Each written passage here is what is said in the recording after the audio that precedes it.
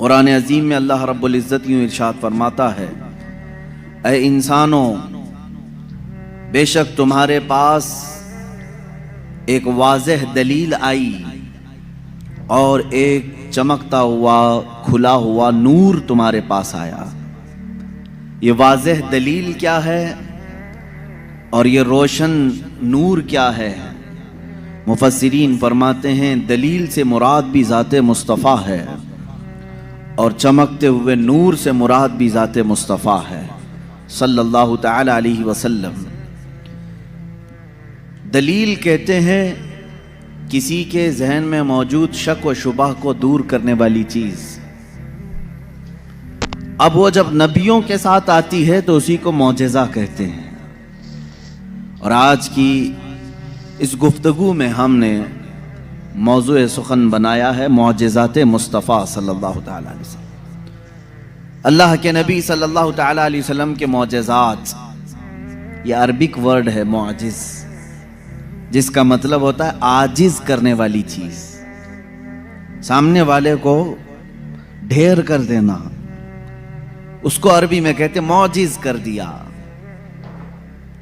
یہ نبیوں کے ساتھ اللہ تبارک و تعالیٰ نے ایک قوت ایسی بھیجی کہ وہ اپنی حقانیت کے لیے دلیل کے طور پر کوئی ایسی چیز ظاہر فرماتے ہیں جو عام انسانوں کے سمجھ میں نہ آ سکے، اسی کو معجزہ کہتے ہیں۔ معجزے کی چند شرطیں ہیں، یہ یاد رکھیں، نبی سے صادر ہوگی تو معجزہ ہے۔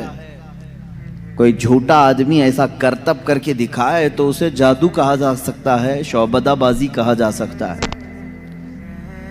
اللہ کا نبی اپنی حقانیت کے لیے، اپنے رسول ہونے کے لیے، اپنے نبی ہونے کے لیے جو دلیل پیش کرتا ہے وہی معجزہ ہے۔ تقریباً سارے نبیوں کو اللہ تعالیٰ نے اس شان سے دنیا میں مبعوث فرمایا، کسی نہ کسی معجزے کے ساتھ ہی انہیں بھیجا۔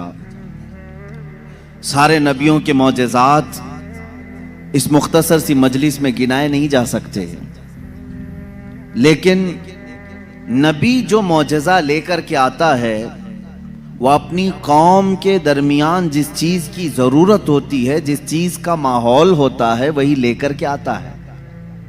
اب مثال کے طور پر موسیٰ علیہ الصلوۃ والتسلیم کا زمانہ جادوگری کا زمانہ تھا، بڑے بڑے جادوگر اپنے اپنے کرتب دکھاتے تھے، جس کو نظر بندی کہہ سکتے ہیں عام آپ، یا اس کو آپ میجک سمجھ لیں۔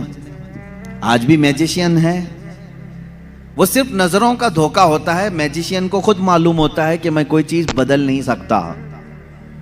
کچھ لوگ تو نظر چرا کر کے اتنی تیز کام کرنے کے ماہر ہوتے ہیں کہ وہ چیز کو بدلتے بھی نہیں۔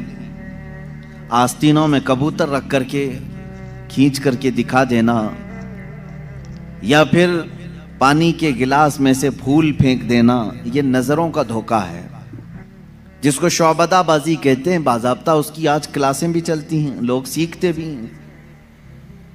زمانہ موسیٰ علیہ الصلوۃ والتسلیم میں جو کرتب دکھائے جا رہے تھے وہ تو جادو کا کمال تھا۔ یہ وہ زمانہ تھا جب لوگ جادو کرتے تھے اور بہت ساری چیزوں کو بدل کر کے دکھا دیتے تھے۔ اسی لیے فرعون نے موسیٰ علیہ السلام کے مقابلے کے لیے جادوگروں کو ہی بلایا تھا، اس کا مقابلہ کرو۔ اور جادوگروں نے موسیٰ علیہ السلام کے سامنے جو چیز پیش کی وہ چھوٹی چھوٹی رسیوں کو زمین پر پھینک کر سانپ بنا کر کے دکھایا۔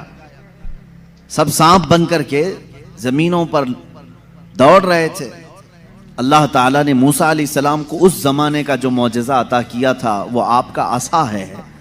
جب وہ زمین پر ڈالتے تو اژدہا سانپ بن جاتا تھا، پھر اگر اسے پکڑ لیتے تو پھر لکڑی ہو جاتا۔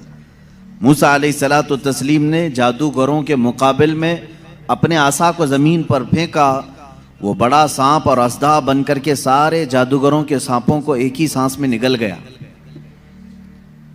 اب اس سانپ کی ہیبت ایسی تھی کہ وہاں جو موجود تھے جادوگر، انہوں نے کہا آمنا برب موسیٰ و ہارون، ہم سب موسیٰ اور ہارون کے رب پر ایمان لے آئے۔ دوسرا جادو تو اب انہیں دکھانا بھی نہیں تھا، سیدھے وہ ایمان کی بات کر گئے۔ تو نبی جو ہے اپنے معجزے سے سامنے والوں کا عاجز کر دیتا ہے۔ اس میں واقعے میں آپ نے سمجھا کچھ اگر یہ عام لوگوں کے پاس دکھایا جاتا تو ظاہر سی بات ہے ہم سمجھ لیتے کہ ہاں عام آدمیوں کو اس طرح کر کے دکھائیں گے تو ان کے ذہنوں پر حکومت طاری ہو جائے گی.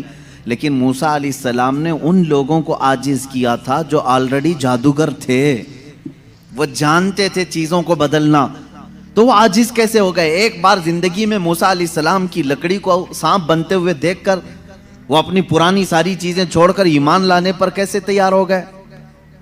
ان کو چاہیے تھا کہ ایک اور دوسرا جادو ٹرائی کرتے.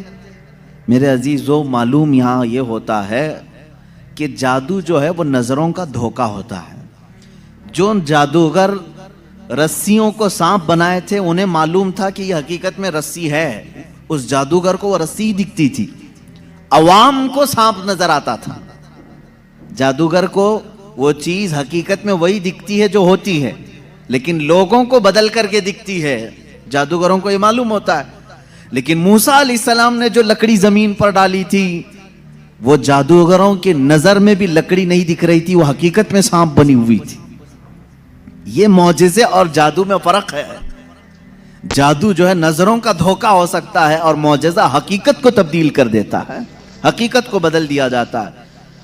عیسیٰ علیہ السلام کو اللہ رب العزت نے جو معجزہ عطا فرمایا, مردوں کو زندہ کرنا. آپ مٹی کے پرند بناتے تھے, پرندے اس میں پھونک مارتے تھے تو وہ اڑنے لگ جاتے تھے. مادرزاد اندھے, پیدائشی جو اندھے یا کوڑ کی بیماری یا سفید داغ والے ہوں, ان کے جسم پر آپ ہاتھ رکھ دیتے وہ شفا یاب ہو جاتے, وہ صحیح ہو جاتے تھے. اور یہ بات ادھر ادھر کی کتابوں سے نہیں, اللہ کی کتاب سے ہے. اللہ رب العزت نے قرآن پاک میں خود ارشاد فرمایا, عیسیٰ علیہ السلام کا قول ہے, وَأُبْرِئُ الْأَكْمَحَ وَالْأَبْرَصَ وَأُحْيِي الْمَوْتَى بِإِذْنِ اللَّهِ, میں اندھوں کو صحیح کر دیتا ہوں, کوڑیوں کو صحیح کر دیتا ہوں, اور مردوں کو زندہ کر دیتا ہوں اللہ کے حکم سے. عیسیٰ علیہ السلام, اگر عیسیٰ علیہ السلام سے یہ سارے کام صادر ہوں تو یہاں کوئی شرک کا فتویٰ نہیں لگاتا کہ غیر اللہ سے ایسے کام نہیں ہو سکتے. نبی بھی تو غیر اللہ ہیں. یہی بات اگر ہم سلطان بغداد کے بارے میں کہیں تو یہ کہتے ہیں یہ کہانیاں ہیں ان کی. میرے عزیزو, کیا رسول پاک صلی اللہ علیہ وسلم نے نہیں فرمایا میری امت کے اولیاء بنی اسرائیل کے انبیاء کی طرح ہیں؟ بنی اسرائیل کے انبیاء جس طرح سے معجزات دکھاتے تھے, امت مصطفیٰ کے اولیاء اپنی کرامات دکھاتے ہیں. کرامت حق ہے. عیسیٰ علیہ الصلوۃ والتسلیم کا یہ معجزہ تھا. دیگر انبیاء اکرام علیہ السلام کو بہت سارے معجزے دیے, جیسے حضرت داؤد علیہ السلام, ان کے ہاتھ میں لوہا آتا تو نرم ہو جاتا تھا.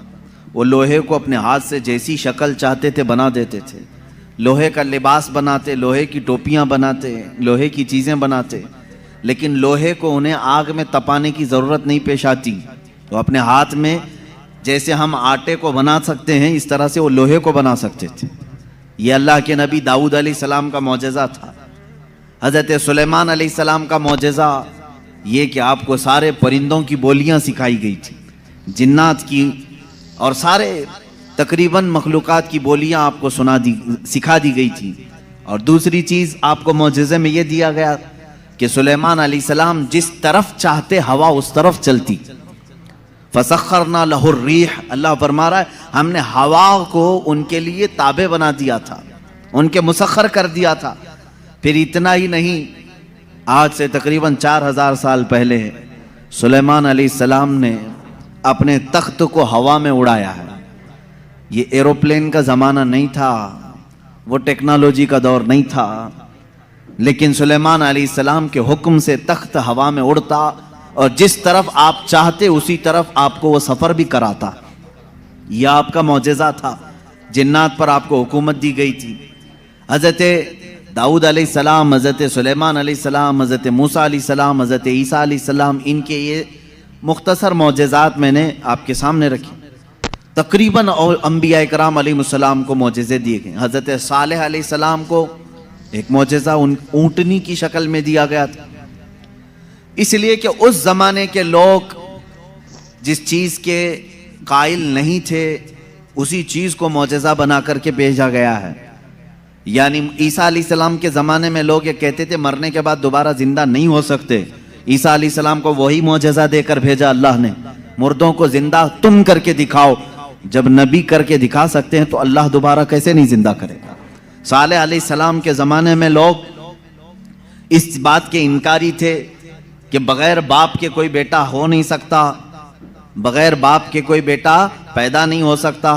آدم علیہ السلام کیسے آ گئے دنیا میں، ایسا کیسے ہو سکتا ہے؟ صالح علیہ السلام کو اللہ تعالیٰ نے حکم فرمایا تم اپنی قوم کو لے جاؤ ایک پہاڑ کے پتھر پر، پتھر سے کہو کہ اس میں سے اونٹ پیدا کر کے دیں۔ حضرت صالح علیہ السلام نے اس پتھر کے پاس کھڑے ہو کر فرمایا تو پتھر سے ایک اونٹنی کا بچہ نمودار ہوا۔ اس اونٹنی کا نہ باپ ہے نہ ماں ہے، اور اپنی برادری سے اپنی نسل سے بھی نہیں، بلکہ پتھر ایک جامد چیز سے اونٹ پیدا ہوا۔ اس اونٹنی کا ذکر بھی قرآن پاک میں ہے۔ یہ معجزے کے طور پر دیا گیا تھا صالح علیہ السلام کو۔ عزیزان گرامی وقار، ان انبیاء کرام کو ان کے زمانوں کی جو ضروریات تھی، جو تقاضے تھے، وہ معجزے دیے گئے، اور سید الانبیاء محمد الرسول اللہ صلی اللہ تعالی علیہ وسلم کو ان تمام انبیاء کے جو معجزات تھے وہ تنہا حضور کو عطا کیے گئے۔ حسن یوسف دم عیسیٰ ید بیضا داری، آنچ خوباں ہمہ دارند تو تنہا داری۔ اے رسول پاک، یوسف کا حسن بھی آپ کے پاس ہے، عیسیٰ کا دم بھی آپ کے پاس ہے، اور موسیٰ کا ید بیضا بھی آپ کے پاس ہے۔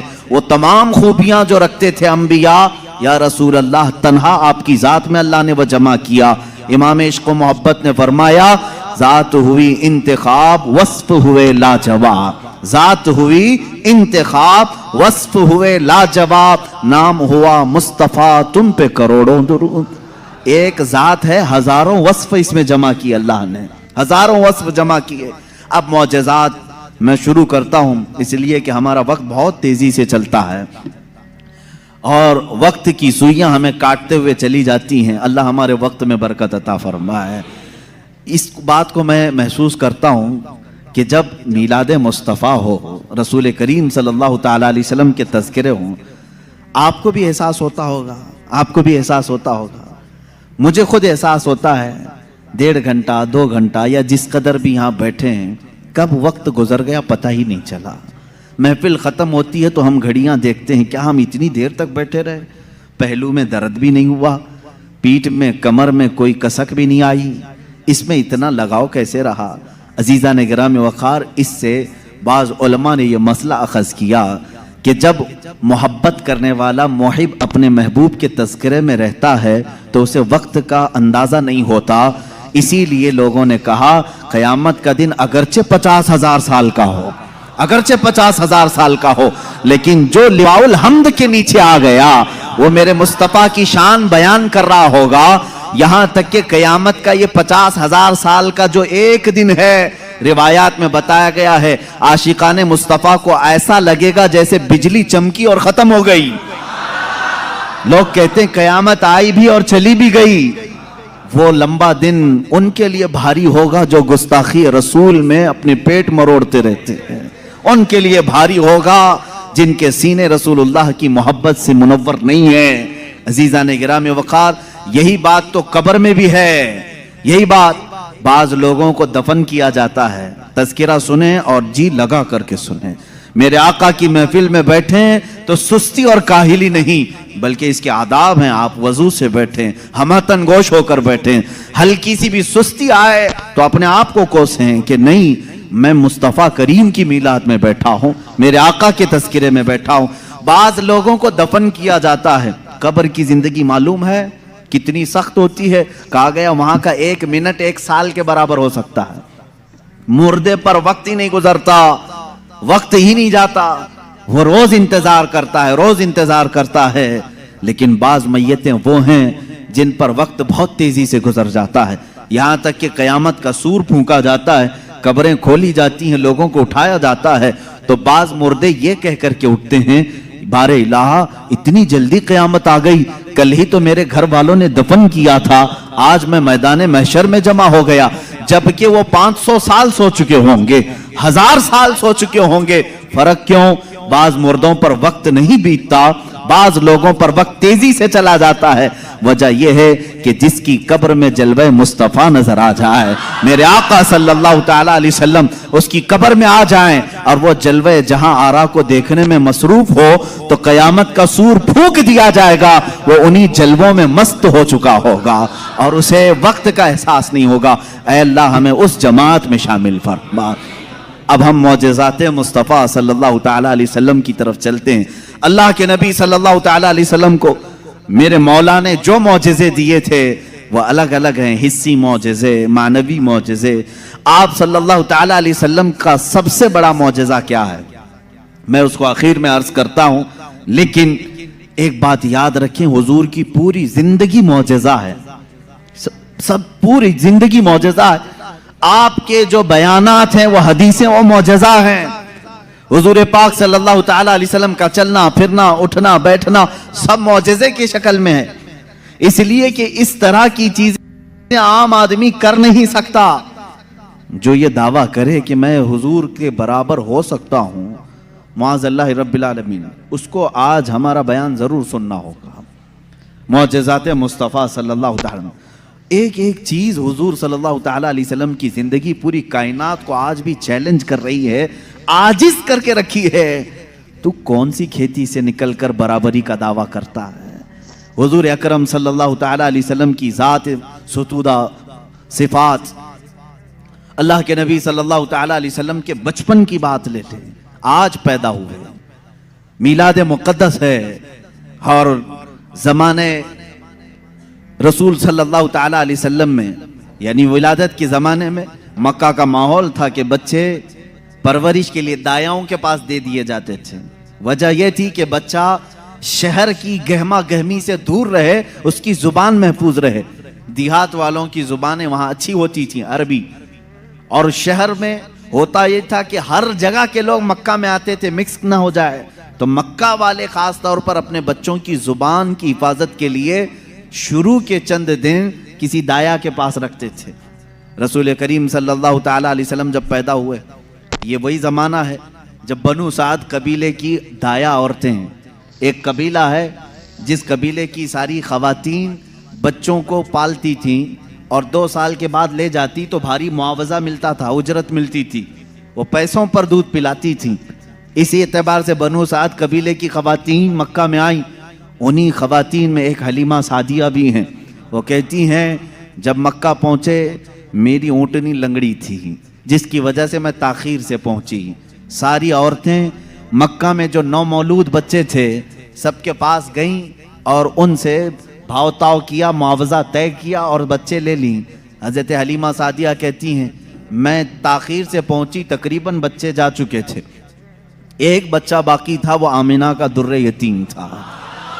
میں وہاں آئی، میں نے دیکھا اور اس کے بعد پوچھا کون ہے اس بچے کا سرپرست، کہا بچے کی ولادت سے 6 ماہ پہلے ہی اس کے والد کا وصال ہو چکا ہے۔ حلیمہ کہتی ہے میں چھوڑ کر باہر چلی آئی، میں نکل آئی کہ باپ ہے نہیں بچے کا، میں اگر دودھ پلا بھی دوں 2 سال کے بعد مجھے اجرت دے گا کون معاوضہ دے گا؟ وہ کہتی ہیں پھر پورا مکہ چھان ماری، لیکن اب کوئی بچہ نہیں ملا۔ شام ہو گئی تھی، شوہر ساتھ میں تھا۔ حلیمہ سعدیہ سے شوہر نے کہا اے حلیمہ خالی ہاتھ جانے سے بہتر ہے کہ وہ یتیم کو ساتھ لے جائیں، یتیم در یتیم ہے، ساتھ لے جائیں۔ حلیمہ سعدیہ کہتی ہے میں دوبارہ واپس آمنہ کے گھر آئی۔ آمنہ رضی اللہ تعالیٰ عنہ کہتی ہیں اے حلیمہ صبح تم بچے کو دیکھ کر گئی تھی پھر واپس آئی؟ کہا ہاں، ہم خالی ہاتھ جانے سے بہتر سمجھتی ہیں کہ اس در یتیم کو لے جائیں۔ حضرت آمنہ نے کہا لے جانا چاہے تو لے جاؤ، لیکن تمہاری امیدوں کے مطابق ہم معاوضہ نہیں دے سکیں گے، تمہاری امیدوں کے مطابق ہم اجرت نہیں دے سکیں گے۔ آمنہ نے کہا، حلیمہ سعدیہ نے کہا ٹھیک ہے، اب خالی ہاتھ نہ جانے کا ہم نے عہد کیا ہے، بچے کو لے لیتے ہیں۔ حلیمہ سعدیہ اس وقت تک بچے کو اپنے گود اٹھائی نہیں تھی، صرف دیکھ کر کے گئی تھی۔ گود میں جب لیا، حلیمہ سعدیہ کہتی ہیں میرے پیشانی سے لے کر تلووں تک ٹھنڈک پہنچ گئی تھی۔ پہلی مرتبہ گود میں لیا، اس کے بعد اس کے شوہر حلیمہ سعدیہ کے ساتھ وہ باہر آئی، کہتی ہیں کہ میری ساری ساتھیاں، میری سہیلیاں جو بنو سعد قبیلے کی خواتین تھیں، وہ جا چکی تھی اور سارے سفر پر تھی. میری اونٹنی لنگڑی اور پھر تاخیر بھی الگ. میں بچے کو لے کر کے اسی لنگڑی اونٹنی پر بیٹھی. اللہ اکبر, یہ پہلا معجزہ میرے آقا کا ہے. اونٹنی جو لنگڑی تھی بالکل صحت یاب ہوئی اور اتنی تیز دوڑنے لگی, اتنی تیز. حلیمہ سعدیہ کہتی ہیں بنو سعد قبیلے میں سب سے پہلے میں حاضر ہوئی. میرا بچہ جس کو میں لے کر آئی تھی عبداللہ کا در یتیم, سب سے پہلے بنو سعد میں حاضر ہوئی. اور کافی دیر کے بعد دوسری سہیلیاں ہماری بچوں کو لے آئیں. انہوں نے آتے ہی ہم سے پوچھا حلیمہ تیری اونٹنی تو لنگڑی تھی, تیری اونٹنی کمزور و لاغر تھی, تو پیچھے رہ گئی تھی, اتنی تیز کیسے آ گئی؟ حلیمہ سعدیہ کہتی ہیں ہاں اونٹنی میری لنگڑی تھی لیکن سوار بہت ہی اعلیٰ تھا. جیسے ہی یہ بچہ اس اونٹنی پر سوار ہوا, نہ جانے اس میں طاقت کہاں سے آئی, سب سے پہلے میں حاضر ہوئی. ساری عورتوں نے محسوس کیا یہ ایک معجزہ نہیں. بنو سعد جو قبیلہ ہے وہ آج بھی ہے طائف کے قریب, آج بھی وہ قبیلہ ہے حلیمہ سعدیہ کا قبیلہ جس کو بنو سعد کہتے ہیں. اس قبیلے والوں کا بیان ہے کہ یہ رات ایسی تھی پورے بنو سعد قبیلے کی بکریوں کے دودھ سے تھن بھر چکے تھے. سارے قبیلے والوں کی بکریوں کے تھن دودھ سے بھر چکے تھے. حلیمہ سعدیہ کہتی ہیں جب میں بچے کو گھر میں لے آئی تو عجیب سی راحتیں اور برکتیں اور ہوائیں چلنے لگی. لوگوں نے محسوس کیا آج تک بنو سعد قبیلے میں ایسی خوشگوار ہوائیں آئی نہیں تھی, لیکن لوگوں نے بعد میں یہ محسوس کیا یہ حلیمہ سعدیہ کے گھر جو بچہ آیا ہے اسی کی برکتیں ہیں. یہ کے بعد دیگرے لوگوں نے معجزے دیکھے بھی. حلیمہ سعدیہ کی جو بیٹی ہیں شیمہ, جو حضور صلی اللہ علیہ وسلم کی دودھ شریک بہن ہیں, حضور کی دودھ شریک بہن ہیں, وہ کہتی ہیں میں محمد صلی اللہ تعالیٰ علیہ وسلم کو گود میں لے کر رات میں بیٹھتی تھی. 1 سال کے نہیں تھے, 9 ماہ کے تھے. جب میں گود میں لے کر بیٹھتی تھی, تاریک راتیں ہوں یا اجالی راتیں ہوں, کھلے آسمان کے نیچے میں آ کر بیٹھتی.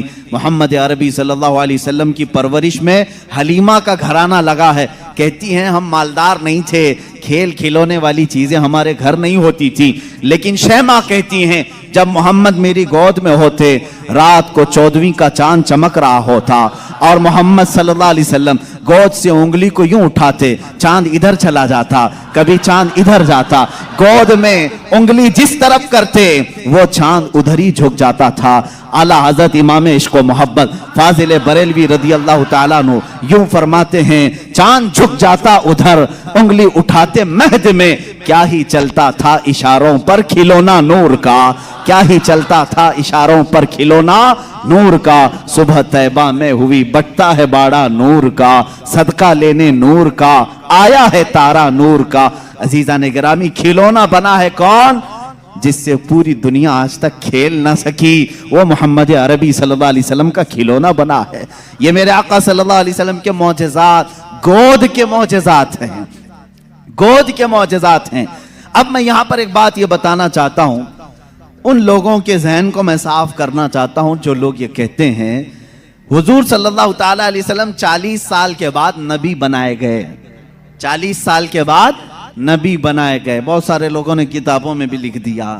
میرے عزیز بات کو سمجھا کرو, نبی بنائے گئے یہ جملہ توجہ, اور ہمارا عقیدہ یہ ہے 40 سال کے بعد حضور نے اپنے نبی ہونے کا اعلان فرمایا. نبی بنائے گئے الگ چیز ہے, وہ نبی کب بنائے گئے تھے یہ خود رسول پاک سے پوچھو, آپ کب نبی بنائے گئے تھے؟ ان کی کتابوں سے نہ پوچھیں گے, ہم حضور سے پوچھتے ہیں. میرے آقا فرماتے ہیں کنت نبیا وآدم بین الماء والطین, میں تو اس وقت بھی نبی تھا جب آدم کو پانی اور مٹی میں گوندھا جا رہا تھا. آدم علیہ السلام کے خمیر کو گوندھا جا رہا تھا, اس وقت بھی میں نبی تھا. یہ اللہ کے حبیب صلی اللہ علیہ وسلم نے فرمایا. اور یہ لوگ کہتے ہیں 40 سال کے بعد نبی بنائے گئے. اچھا چلو ٹھیک ہے, اس حدیث کو اگر نہیں مانتے, معجزہ کب دیا جاتا ہے؟ معجزہ کب دیا جاتا ہے؟ جب نبی اپنی نبوت کو ظاہر کر دے, اسے لوگوں کو قائل کرنا رہتا ہے, ایمان کی طرف بلانا ہوتا ہے, اپنی حقانیت کی دلیل پیش کرنی ہوتی ہے, تب نبی معجزہ دکھائے گا. یہاں محمد عربی صلی اللہ علیہ وسلم گود میں جو معجزے دکھا رہے ہیں, حلیمہ سعدیہ کے گھر جو معجزے دکھائے جا رہے ہیں, تمہارے قول کے اعتبار سے 40 سال کے بعد نبی ہوئے تھے نا, تو معجزے تو 40 سال بعد دکھنا چاہیے. حلیمہ سعدیہ کی گود میں جو معجزے دکھ رہے ہیں اس سے پتا چلتا ہے وہ پیدائشی نبی تھے. اعلان کا حکم 40 سال کے بعد اللہ نے دیا. وہ نبی نبوت لے کر کے دنیا میں آئے. عزیزان گرامی، یہ معجزات کی ابتدا حلیمہ سعدیہ کے گھر سے ہوئی اور اس کے بعد ایک دو نہیں کئی معجزے. حلیمہ سعدیہ رضی اللہ تعالیٰ عنہا کی بیٹی شیمہ کہتی ہیں 2 سال کی عمر سے پہلے ہی حضور پاک صلی اللہ تعالیٰ علیہ وسلم عام انسانوں کی طرح بڑے نہیں ہوئے ہیں.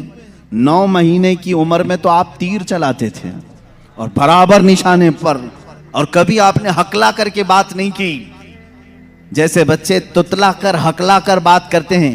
اللہ کے حبیب صلی اللہ علیہ وسلم نے جب گفتگو فرمائی نہایت فصیح عربی میں گفتگو فرمائی.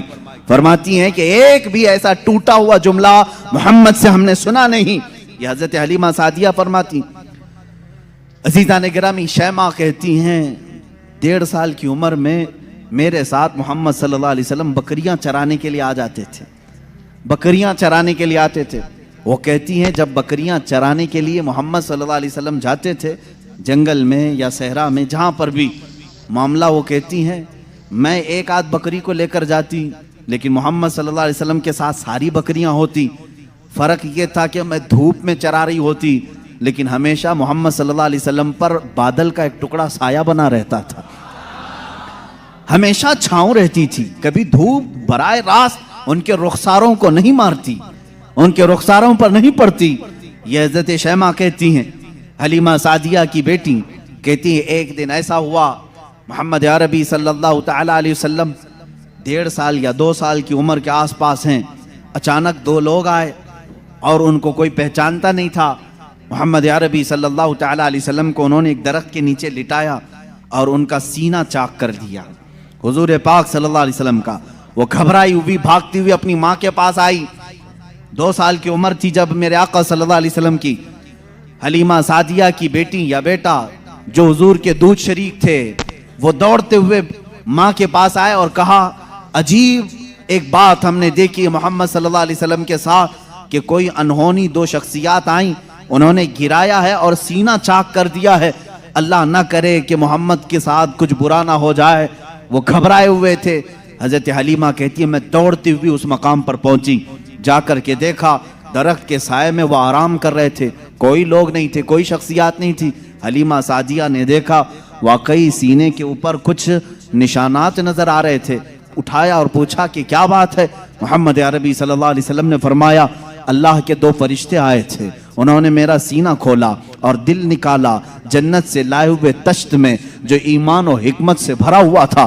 میرے دل کو اس میں رکھا اور اس کے بعد پھر میرے سینے پر رکھا اور پھر بند کر دیا اور وہ چلے گئے. اس لیے کہ بچپن میں آنے والی عام انسانوں کی خصلتیں اس نور خدا محبوب خدا کے دل میں کبھی نہ آئیں. انہوں نے سارے وسوسوں کو میرے پاک کر دیا. یہ 2 سال کی عمر میں شق صدر کا معجزہ اس کو کہتے ہیں. کیا کہتے ہیں؟ شق صدر، سینہ پھٹ جانے والا. یہ جو معجزہ ہے حضور پاک صلی اللہ علیہ وسلم کی زندگی پاک میں 4 مرتبہ اس طرح سے ہوا. سینہ شق ہوا، فرشتوں نے آپ کا دل مبارک نکالا جنتی پانی سے اور جنت کی نور و حکمت سے بھر دیا. میرے عزیزو پھر میں سوال کرتا ہوں، تم تو کہتے ہو 40 سال بعد نبی ہوئے، پھر یہ معجزہ 2 سال کی عمر میں کیسے پیش آیا؟ معجزہ نبوت کے بعد ملنا چاہیے. نبی ہونے والا اپنی نبوت کی دلیل کے لیے لوگوں کے سامنے معجزہ پیش کرتا ہے. یہ تو میں نے بچپن کے وہ حالات بتائے. میرے آقا صلی اللہ تعالیٰ علیہ وسلم کے ان حالات کو دیکھ کر حلیمہ سعدیہ گھبرا گئیں اور پھر واپس وہ مکہ لے کر کے آئیں. اللہ کے حبیب صلی اللہ تعالیٰ علیہ وسلم حضرت آمینہ کے گھر رہے. یہاں کے جو آپ کی زندگی پاک کے ایام ہیں وہ پھر اگلے کسی موضوع پر میں عرض کروں گا. آج معجزات مصطفیٰ ہمارا موضوع سخن ہے. اللہ کے نبی صلی اللہ تعالیٰ علیہ وسلم کے کمالات اور معجزات بیان سے باہر ہیں، بیان سے باہر ہیں. کس چیز میں آپ نے معجزہ نہیں دکھایا؟ درختوں میں ہو، پتھروں میں ہو، جانوروں میں ہو، پرندوں میں ہو، مردوں میں ہو، آسمان کے تاروں، چاند، سورج میں ہو. کس چیز میں معجزے میرے آقا کے نہیں ہیں؟ ہر چیز میں. اور رزق میں وسعت اور برکت کے اتنے معجزے ہیں کہ پوری کتاب اس پر لکھی گئی. رزق میں برکت اور وسعت. اللہ کے نبی صلی اللہ تعالی علیہ وسلم نے جس چیز کو تناول فرمایا اور کسی کو دے دیا وہ ختم ہی نہیں ہوتی. یہ معجزہ ایک بار نہیں کئی بار پیش آیا, کئی بار پیش آیا. حضرت عمر فاروق رضی اللہ تعالیٰ عنہ فرماتے ہیں ایک بار 440 لوگ آئے, 440 لوگ حضور صلی اللہ تعالیٰ علیہ وسلم کے پاس آ کر کے انہوں نے کہا ہماری مہمان نوازی کریں. رسول کریم صلی اللہ تعالیٰ علیہ وسلم نے فرمایا عمر ان کو کھلاؤ. حضرت عمر نے کہا آقا میرے پاس ایک ہی آدمی کا کھانا ہے, ایک آدمی, یہ 440 ہیں. رسول کریم صلی اللہ تعالیٰ علیہ وسلم نے ایک کھجور انہیں دی اور فرمایا جاؤ جتنا کھانا ہے اسی میں سے کھلاؤ. حضرت عمر کہتے ہیں میں لے گیا, 440 لوگ کھاتے رہے, میرا کھانا ختم ہی نہیں ہوا. وہ کھا کر چلے بھی گئے, میرا گھر پورا کھا لیا, پھر بھی کھانا باقی رہا. یہ رزق میں برکت اور وسعت کے ایک نہیں بے شمار معجزے ہیں میرے آقا کے. صلح حدیبیہ کے موقع پر مکہ مکرمہ جا رہے تھے عمرہ کی نیت سے حضور اکرم صلی اللہ تعالیٰ علیہ وسلم. مکہ والوں نے بیچ راستے میں روک لیا تھا اور اس کے بعد ایک وقت ایسا آیا کہ لوگوں کے پاس پانی ختم ہو گیا, پانی نہیں تھا اور ایک کنواں قریب میں تھا وہ بھی سوکھ چکا تھا. وہ کنواں آج بھی مکہ میں موجود ہے, ہم نے اس کی زیارت کی ہے. آپ ان سعودیوں نے 4 سال پہلے شاید ایک کمپنی کو ٹھیکے میں دے دیا اور اس کمپنی کے انڈر اب وہ کنواں ہے, ابھی اسے ختم نہیں کیا گیا. تقریباً 14 صدیاں پرانا کنواں آج بھی موجود ہے. وہ سوکھا ہوا بالکل سوکھ چکا تھا. حضور پاک صلی اللہ تعالیٰ علیہ وسلم نے کلی فرمائی اور کہا اس کنویں میں ڈال دو.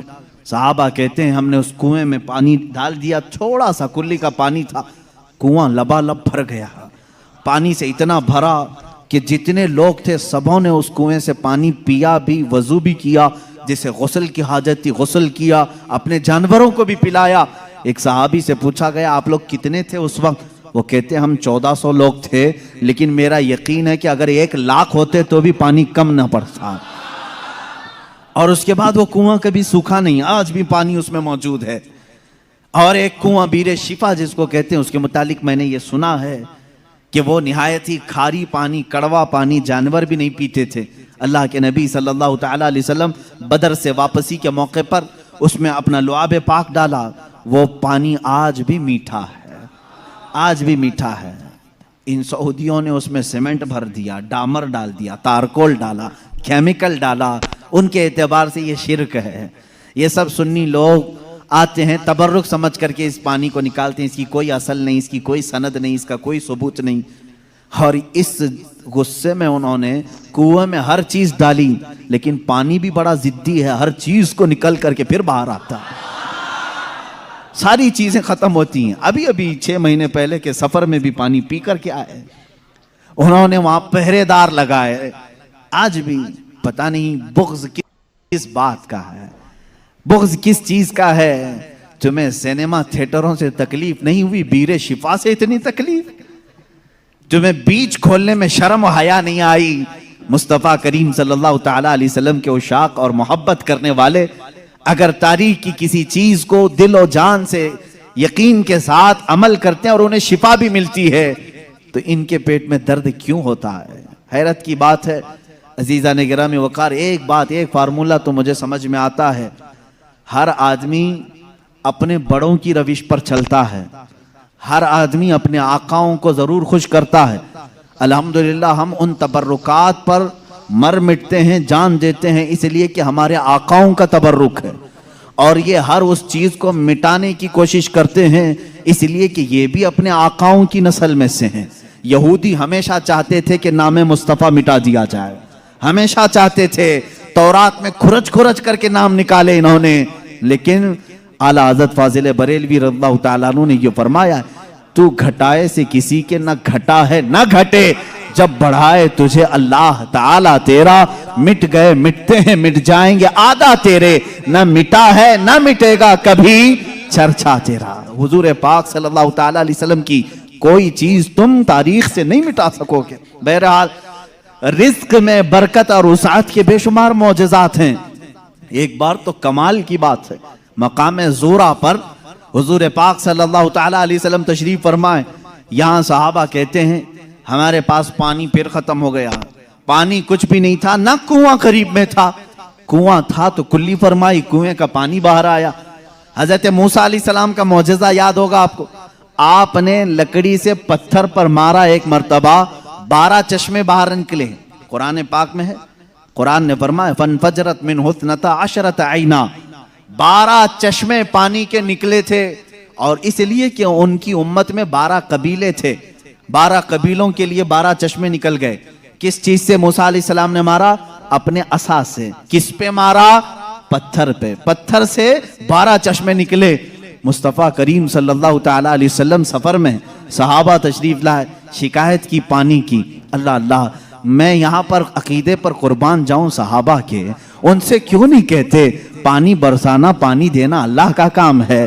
وہ صحابہ حضور کے پاس بار بار کیوں آ جاتے تھے؟ کھانا نہیں ہے تو حضور کے پاس, پانی نہیں ہے تو حضور کے پاس, بیماری ہے تو حضور کے پاس. اس لیے کہ انہی صحابہ کا عقیدہ بریلی کے امام نے لیا ہے, جن کا کہنا تھا شافی و نافی ہو تم, وافی و کافی ہو تم, درد کو کر دو دوا, تم پہ کروڑوں درود. آنکھ عطا کیجئے, اس میں ضیاء دیجئے, جلوہ قریب آ گیا, تم پہ کروڑوں درود. وہ مانگنے کے لیے آتے تھے میرے آقا صلی اللہ علیہ وسلم کی بارگاہ میں.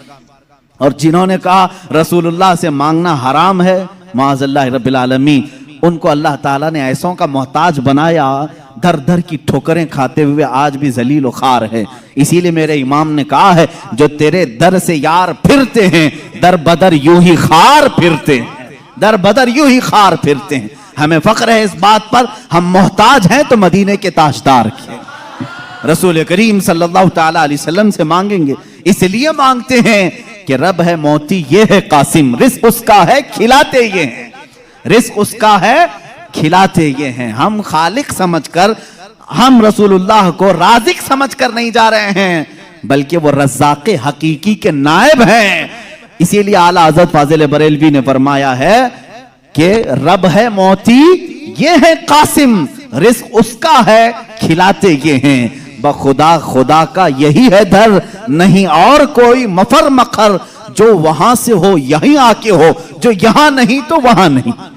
یہ اعلیٰ حضرت نے فرمایا. بہرحال رسول کریم صلی اللہ تعالیٰ علیہ وسلم کے پاس اب صحابہ آئے پانی کی شکایت لے کر کے. پانی یہاں پر بھی نہیں ہے.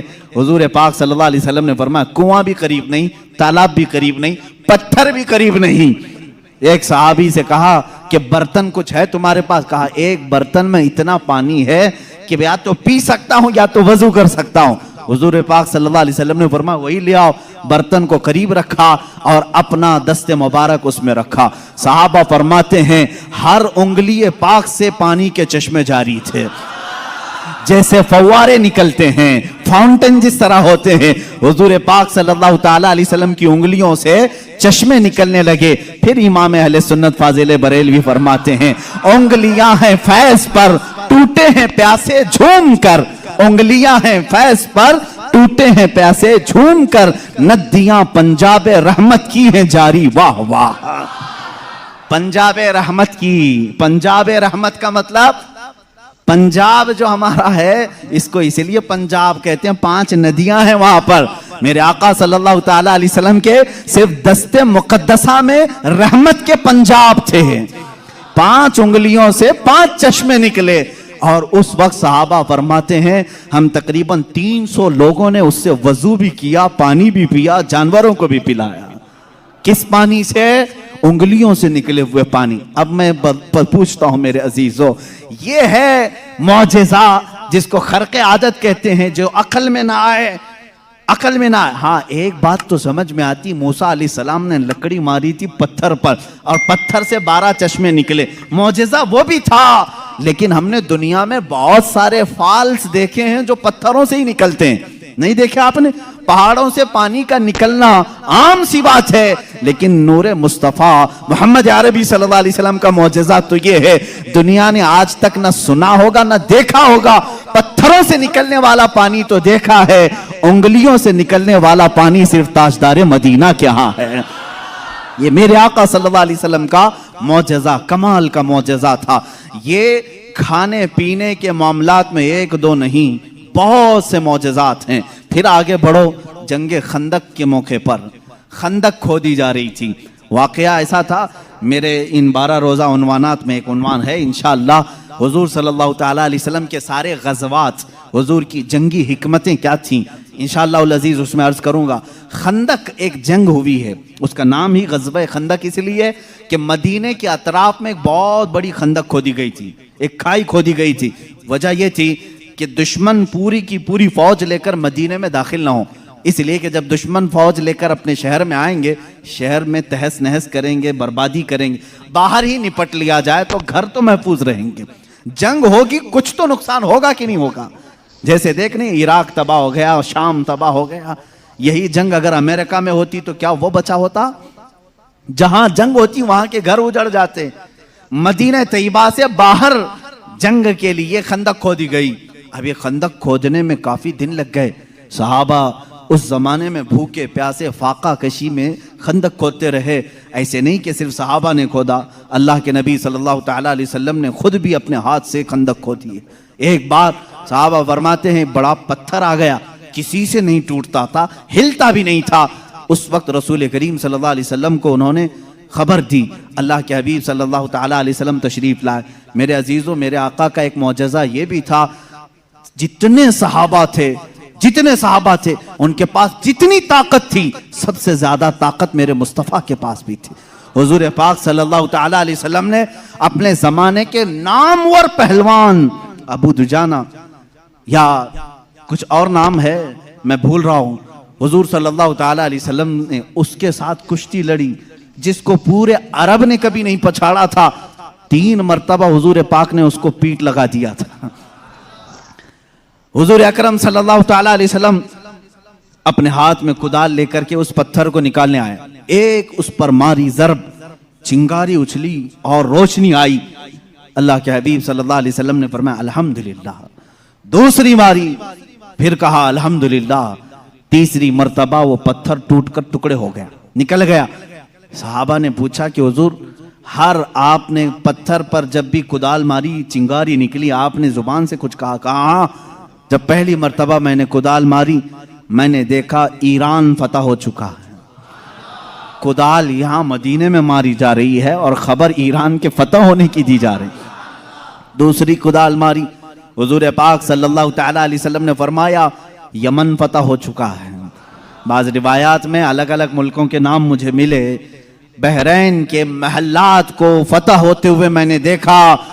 حضور اکرم صلی اللہ تعالیٰ علیہ وسلم نے 3 ضربوں میں اس پتھر کو ختم کر دیا، اور اسی وقت ایران کے، ملک روم کے اور بحرین کے فتح ہونے کی بشارتیں دی۔ یہاں تک کہ ایک حدیث میں ہے قسطنطنیہ، استنبول کے فتح ہونے کی خبر دی، جو حضور پاک صلی اللہ تعالیٰ علیہ وسلم کے وصال کے 800 سال کے بعد فتح ہوا، اور الحمدللہ اسلام کے زیر نگیں آیا۔ جہاں جہاں کی خبریں حضور نے دی تھی سب ملک فتح ہوئے، آج بھی وہ دائرہ اسلام میں ہیں، آج بھی مسلمانوں کے زیر نگیں ہیں۔ اب یہاں پر جو معجزہ ہوا، ایک تو پتھر کا ٹوٹنا اور غیبی خبریں دینا، دوسری بات حضرت جابر رضی اللہ تعالیٰ عنہ ایک عزیز صحابی تھے، وہ آتے ہیں اپنی بیوی سے کہتے ہیں میں دیکھ رہا ہوں اللہ کے نبی صلی اللہ علیہ وسلم پیٹ پر پتھر باندھے ہوئے۔ کیوں باندھا جاتا تھا اس وقت؟ اس لیے کہ پیٹ اگر ڈھیلا رہے، بھوک کی شدت سے بار بار خواہش کھانے کی ہوتی رہے، اس کو ٹائٹ کر لیا جائے تو بار بار بھوک نہ لگے۔ یہ اس وقت معمول رہا ہوگا۔ اللہ کے نبی صلی اللہ علیہ وسلم نے بھی اپنے پیٹ پر پتھر باندھے۔ حضرت جابر کہتے ہیں مجھ سے دیکھا نہیں جا رہا ہے، اس حالت میں میرے آقا کام بھی کر رہے ہیں۔ جابر رضی اللہ تعالیٰ عنہ کا گھر وہاں سے قریب تھا خندق کے۔ ان کی بیوی سے انہوں نے کہا کچھ کھانے کو ہو تو بنا دو۔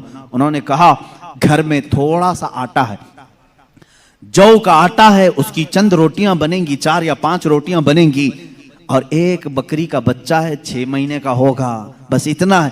کتنے لوگ کھا سکتے ہیں آپ ہی دیکھیں۔ کہا اتنا ہی ذبح کر، میں رسول پاک صلی اللہ علیہ وسلم کو، حضرت ابو بکر کو، حضرت عمر کو، اور میں رہوں گا، میرے گھر والے رہیں گے، کھلا دیں گے۔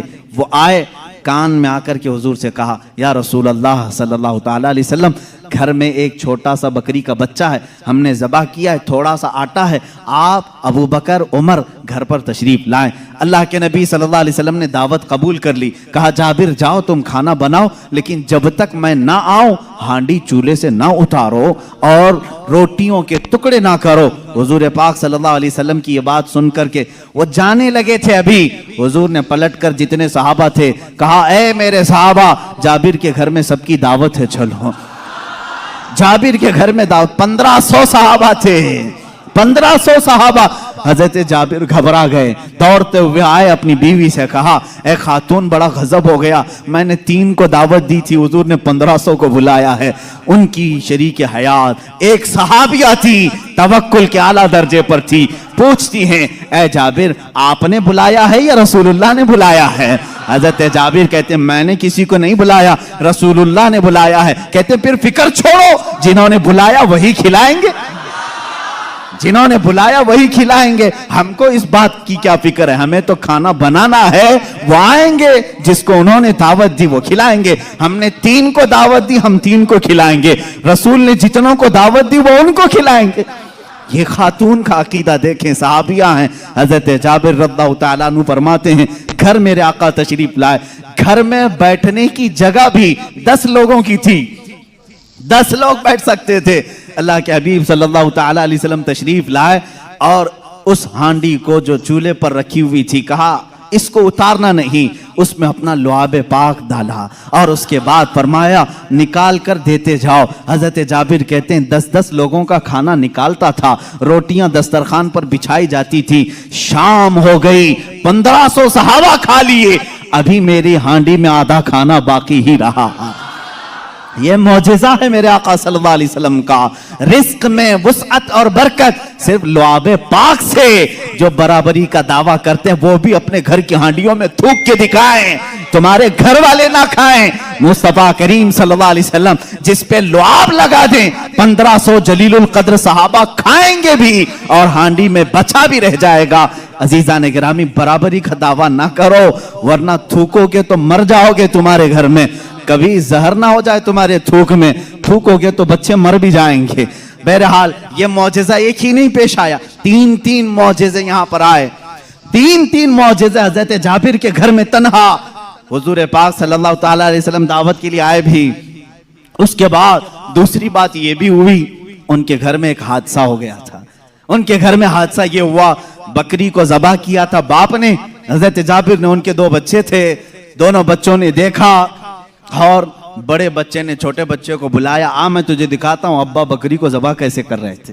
छुरी लिया और छोटे बेटे को ज़बह कर दिया, गला काट दिया, और जैसी खून निकलने लगा मां ने देखा, घबराई, बच्चे को पकड़ने के लिए कि चाकू उसके हाथ में थी, वो दौड़ता हुआ छत पर चढ़ा और पांव फिसला, छत से गिरा, नीचे गिरते ही सर पर चोट आई, वहीं फौत हो गए। एक साथ 2 बच्चों का इंतकाल, किस वक्त? जिस वक्त हुजूर की दावत घर में हो रही। हजरत जाबिर को मालूम नहीं था, वो खाना बनाने का हुक्म देकर चले गए थे, यहां दोनों बच्चे फौत हो चुके थे।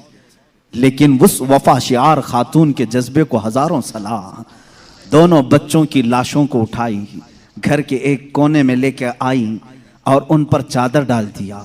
कहा आज मैं न रोऊंगी न चीखूंगी, इसलिए कि मेरे घर रसूल खुदा तशरीफ ला रहे हैं, मैं अपने गम को उस दावत पर भारी होने नहीं दूंगी। मेरे अजीज, किसी माँ का कलेजा अगर बर्दाश्त कर सकता है अपने बेटे की मौत का गम, तो मुझे बताओ दुनिया की कोई ऐसी औरत। ये वो औरतें थी जिनके मुतालिक कुरान ने कहा रदियल्लाहु अन्हुम व रदू अन, अल्लाह इनसे राजी हो गया और ये अल्लाह से राजी हैं। ये खातून चादर ओढ़ा करके दोनों बच्चों की लाश पर रखी हुई हैं। मेरे आका सल्लल्लाहु अलैहि वसल्लम जिस वक्त घर में आए, खाने के लिए दस्तरखान पर जब बैठे, आपने लुक़मे उठाए, उसके बाद हजरत जाबिर से कहा, जाबिर तुम्हारे बच्चे नहीं दिखते, कहाँ हैं? वो बीमार थे। बीवी से आकर के कहा, खातून कहाँ हैं बच्चे? खातून ने कहा वो सो रहे हैं, वो सो रहे हैं, आप जाएं। हुजूर पाक सल्लल्लाहु अलैहि वसल्लम के साथ बैठे हैं। वो आए, कहा हुजूर वो आराम कर रहे हैं, सो रहे हैं। हुजूर पाक सल्लल्लाहु अलैहि वसल्लम ने फरमाया जाओ उनको ढूंढ लाओ। दोबारा आए, खातून से कहा कि बच्चे कहाँ हैं? कहा आपको मालूम था वो बीमार थे। कहाँ वो बीमार थे? کہا اب وہ بہت اچھی نیند میں سوئے ہوئے ہیں، نہیں اٹھیں گے۔ خاتون یہ کہہ رہی ہیں، اپنے شوہر کو تک ظاہر نہیں کیا۔ حضرت جابر دوبارہ تیسری بار میرے آقا صلی اللہ علیہ وسلم نے فرمایا، جابر مجھے اللہ کا حکم ہے کہ میں تیرے بیٹوں کے ساتھ کھاؤں۔ حضور پاک صلی اللہ علیہ وسلم دسترخوان سے اٹھ گئے، کھانا رکھا ہوا تھا، اندر خود چل کر کے آئے، خود پوچھا کہ کہاں سو رہے ہیں، مجھے بھی دکھا دو۔ حضرت جابر کی خاتون جو تھی، بیوی تھی، وہ اس کمرے میں لے گئیں، لاشوں پر سے چادر اٹھایا۔ حضرت جابر کہتے ہیں میں دیکھ کر کے دہل گیا، بچوں کی لاشیں ہیں۔ اللہ کے نبی صلی اللہ تعالیٰ علیہ وسلم قریب گئے، دونوں بچوں کے ہاتھوں کو پکڑا اور کہا بہت دیر سے ہم تمہارے انتظار میں، اٹھو دسترخوان بچھا ہے۔ دونوں بچے اپنے کپڑے جھاڑتے ہوئے کھڑے ہو گئے۔ موسیٰ عیسیٰ علیہ السلام کے مردوں کو زندہ کرنے کا معجزہ تم نے سنا ہوگا۔ نبی رحمت صلی اللہ تعالیٰ علیہ وسلم اپنے غلاموں کے گھر میں جو فوت شدہ شہزادے تھے انہیں زندہ بھی کیا اور اپنے دسترخوان پر بٹھایا بھی، اور یہ بچے صرف تھوڑی دیر کے لیے زندہ نہیں ہوئے تھے، پھر ایک لمبی زندگی انہوں نے گزاری میرے آقا کی صحبت میں، اور حدیثیں بھی روایت کی ہیں۔ یہ حضور اکرم صلی اللہ علیہ وسلم کا معجزہ، دو معجزے ایک ہی گھر میں۔ تیسرا معجزہ یہ ہے، یہ رحمت عالم صلی اللہ تعالیٰ علیہ وسلم جس گھر پر جائیں اس گھر کے رحم و کرم کی باتیں نہ پوچھو، وہاں برکت ہی برکت ہے۔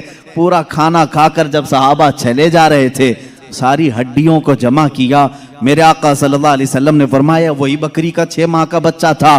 اللہ کے نبی صلی اللہ علیہ وسلم نے کہا اے بکری کھڑی ہو جا۔ بکری اپنا کان جھاڑتے ہوئے کھڑی ہو گئی۔ حضرت جابر کو ان کی بکری واپس دی گئی۔ عزیزان گرامی، یہ مصطفیٰ کریم صلی اللہ تعالیٰ علیہ وسلم کے ناز ہیں اور ان کے انداز ہیں۔ جس گھر میں گئے ساروں کو کھلایا بھی، اور کھلانے والے کے بچوں کو بھی زندہ کیا، بکری کو بھی زندہ کیا۔ تمہارا مال تمہیں دے دیا گیا اور سب کو کھلا بھی دیا گیا۔ رزق میں وسعت و برکت کے ایک دو نہیں بے شمار معجزے ہیں اللہ کے نبی صلی اللہ تعالیٰ علیہ وسلم کے۔ میرے عزیزو، ان کے علاوہ جو معجزات بڑے ہیں، جس کو شق القمر کا معجزہ کہا گیا ہے اور رد شمس کا معجزہ کہا گیا ہے۔ شق القمر چاند کے ٹکڑے کر دینا، رد شمس سورج کو پھیر دینا، یہ بڑے معجزات میں سے ہے جن کے تذکرے احادیث کی کتابوں میں ہے اور صحیح احادیث میں موجود ہے۔ مکہ مکرمہ میں بھی جادوگر تھے، لوگ جادو سمجھتے تھے۔ اس وقت اللہ کے نبی صلی اللہ تعالیٰ علیہ وسلم سے کئی لوگوں نے جن معجزات کا سوال کیا، حضور پاک نے وہ انہیں کر کے دکھایا۔ ایک عربی شخص، ایک دیہاتی آیا اور اس نے کہا اے محمد عربی صلی اللہ تعالیٰ علیہ وسلم، میں آپ کو اللہ کا رسول کیسے مان لوں؟ میری عقل ہے، آپ کسی استاد کے پاس نہیں گئے، میں نے کبھی آپ کے متعلق سنا نہیں کہ کوئی استاد آپ کو پڑھایا، پھر بھی آپ کے زبان سے جو الفاظ نکلتے ہیں وہ کمال کے ہیں۔ بہرحال میں آپ کو اللہ کا رسول کیسے تسلیم کروں؟ حضور پاک صلی اللہ تعالیٰ علیہ وسلم نے اس سے پوچھا کہ کیا میں تجھے یہ سامنے والے درخت سے کہلوا دوں کہ میں اللہ کا رسول ہوں، تو مان لے گا؟ اس نے کہا ہاں مان لوں گا، درخت بھلا بات بھی کر سکتا ہے۔ حضور پاک صلی اللہ علیہ وسلم نے فرمایا جا اس درخت سے کہہ دے اللہ کے رسول بلا رہے ہیں۔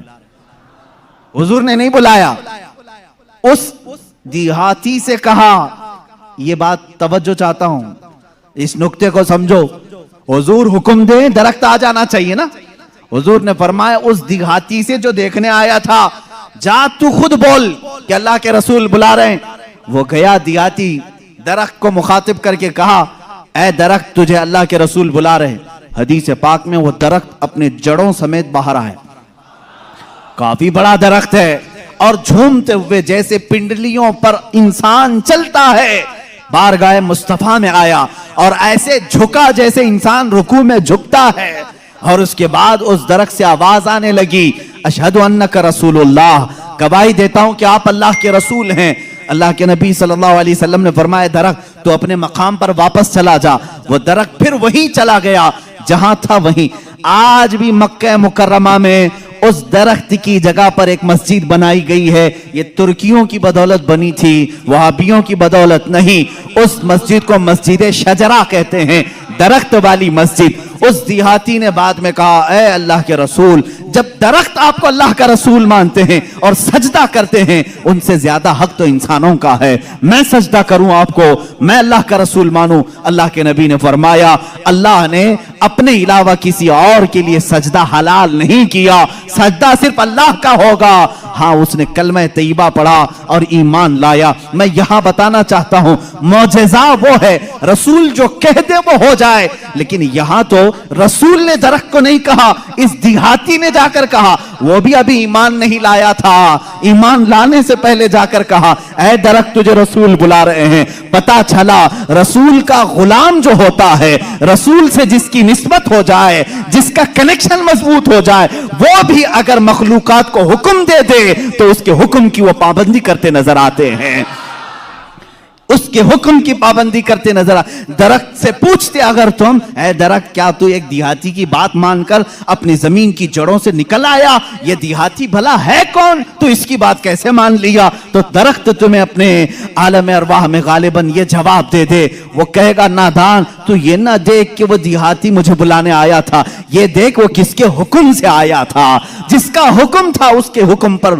میں بجا لانے کے لیے اس عمل کو کیا۔ عزیزان گرامی وقار، یہ درختوں کے معجزے یہ ایسے نہیں ہیں کہ صرف ہم لوگوں نے لکھے ہیں، تاریخ اوراق آج اس بات کے شاہد ہیں کہ مکہ کے کفار و مشرکین بھی ان معجزات کو دیکھتے رہے، ان معجزات کو انہوں نے دیکھا، درخت کا نکل کر کے آنا، ہرن کا بات کرنا حضور سے، اونٹ کا بات کرنا، بھیڑیے کا گفتگو کرنا، یہ مکہ والوں نے سنا بھی ہے۔